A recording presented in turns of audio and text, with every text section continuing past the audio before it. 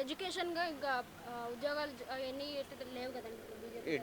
ఎడ్యుకేషన్‌గా ఉద్యోగాలు రావట్లేదు అని మీరు అంటున్నారు. సెల్ఫ్ బిజినెస్ స్టార్ట్ చేస్తున్నారు. బీజేపీ వచ్చాక. హ్మ్.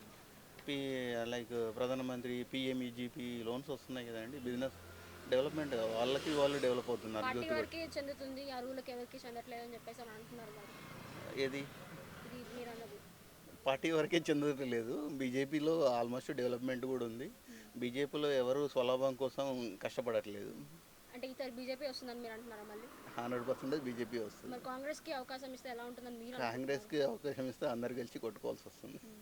అంటే ఏ విధంగా ఇట్లా ఫైట్ చేయాలని మీరు అనుకుంటున్నారు? అంటే ఇప్పుడు బీజేపీ వచ్చాక ఆల్మోస్ట్ 40 ఇయర్స్ బ్యాక్ ఉన్న అయోధ్యని హ్మ్.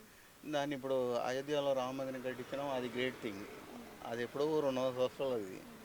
రీసెంట్గా కట్టారు. హ్మ్. ఇప్పుడు ఏంటంటే ఇప్పుడు హిందూ ముస్లిం అంతా కలిసి ఉన్నారు.